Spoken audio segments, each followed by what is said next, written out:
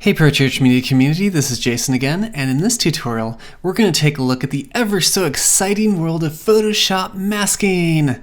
I know, the crowd goes wild. Just settle down, it's going to be okay, I promise.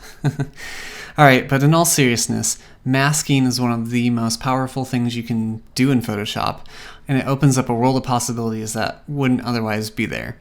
So we're going to take a look at how to use masking, and you can use it for making sermon series, making social media graphics, basically whatever your heart desires. Alright, so Photoshop basically has two different types of masks. It has a clipping mask and then it has a layer mask. We're going to look at both of them, so let's just dive right into this. I'm here in Photoshop CC 2018.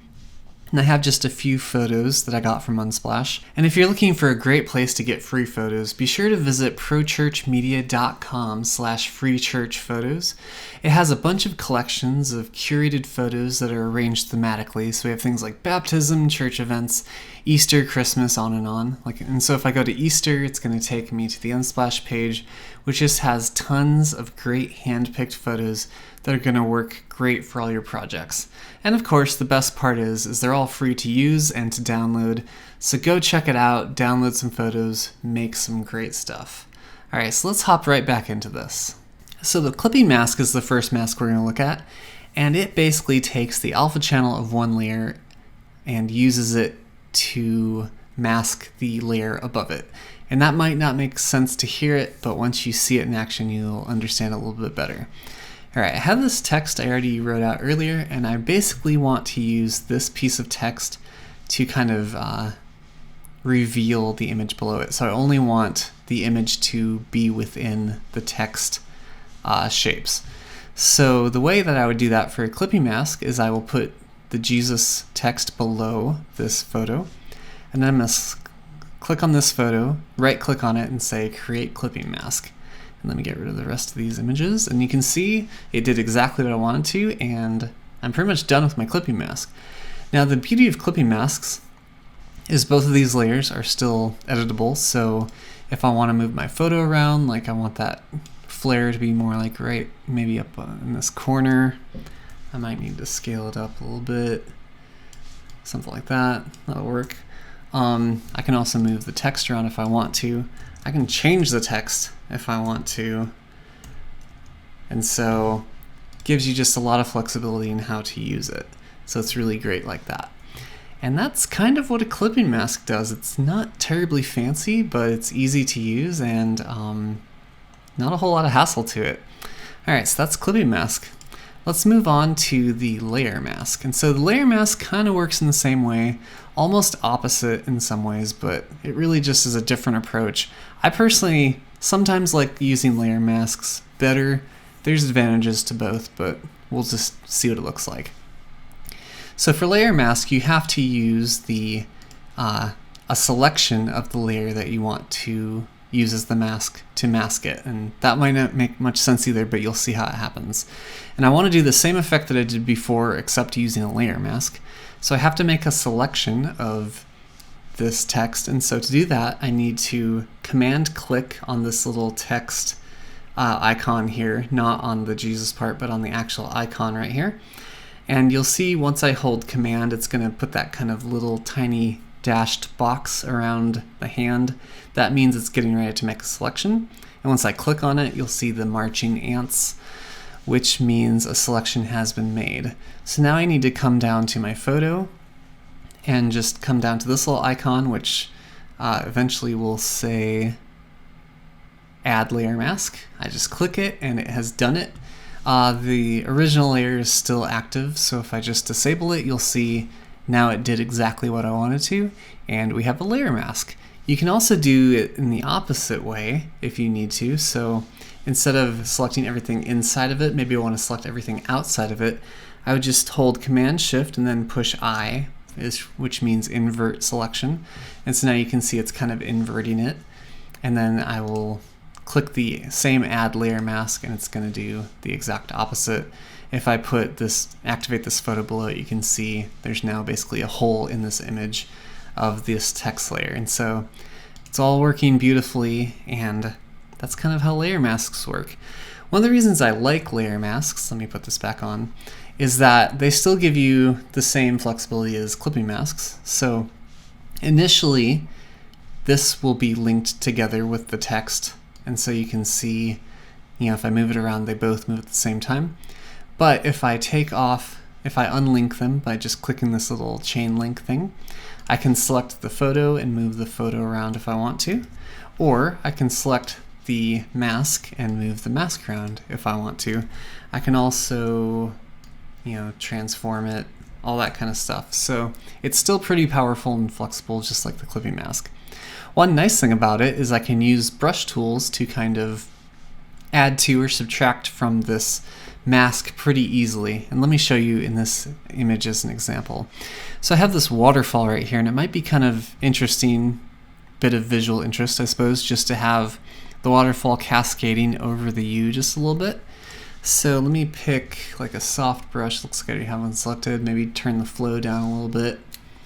And then I'm just gonna start kind of brushing down off this waterfall.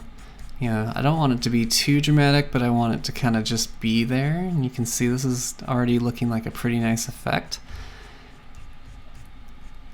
And I haven't had to delete anything. I haven't had to finagle a whole lot of things, and so it's just an easy way to brush that in. I might do the same thing over here with this bush. Let me try this. Just gonna kind of brush this bush in here, just to give this image just a little bit of depth and visual interest. And of course, I'd probably do something other than a white background. But even that, just that, gives it just a kind of nice, fun little visual pop besides just the text masking the image. And so that's kind of what layer masks can do, and it's pretty cool. And you can obviously do more than this if you want to. I could also like distress the borders like this if I wanted to, depending on the brush I was using, all that kind of stuff. And so as you can see, the possibilities really are endless with masking of all kind. And so that's basically clipping masks and layer masks, but we're going to take it just a little bit further to show you how you can really kind of make this work for, like, say, a sermon series design or something like that. Alright, so I have this other image here, and I'm going to be basically creating a gradient mask with it and using a combination of layer masks and clipping masks just to make a sermon title called Collide. So I'm going to start just by creating a new just a box, a straight up rectangle, and I might try to get this just kind of right in the center, just like that.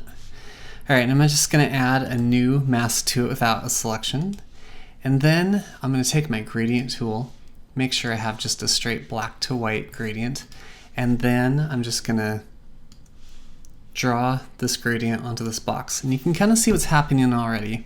And so let me explain this real quick by making a new layer. So I'm just going to do that same gradient. Okay, you can see it goes from pure white up here to pure black down here. And the way it works when it's with a mask is the pure white is 100% opaque and the pure black is 100% transparent. And everything in between is relative to the amount of gray, how transparent or opaque it is. And so when I put it onto this mask, it starts off pretty much 100% opaque up here, probably not because I started a little bit above and then it fades out to nothing here. So it's a great way to kind of blend things in if you want to, or just to create cool new looks. All right, now I'm going to use this photo as a clipping mask for the gradient box I just created. But first I'm going to flip it upside down. All right, and then kind of get it in there where I want it to, and then create clipping mask, and you can kind of see where I'm going with this, hopefully. I think something like that'll work. That's pretty cool. All right, and then I'm gonna put my text in there. I'm gonna say Collide. This is a great font called Salome. You should check it out sometime, it's pretty sweet. I probably use it too much just because it's so cool. All right, so I'm gonna get this Collide in here, and let's maybe put it right, something like that. I think we're looking pretty good. Probably something like that. All right, And I'm loving the way this is looking, but I can push it just a tiny bit further just to take this to another level. You can kind of see these clouds coming off the mountain. It would be so awesome if we could have this L, be occluded by those clouds a little bit. And of course, with masks, we can do that. So I'm just going to add a new layer mask to it and pull up just a soft brush and turn the flow down quite a bit. And then just zoom in here and just start kind of brushing away. I don't even need to do it too much. It just needs to be enough to be like, hey, that letter is behind that cloud. And so something like that I think works pretty well. And then I'll come down here and just maybe do the same thing over here. That might have been too much. I don't want to necessarily have it show through to the mountain.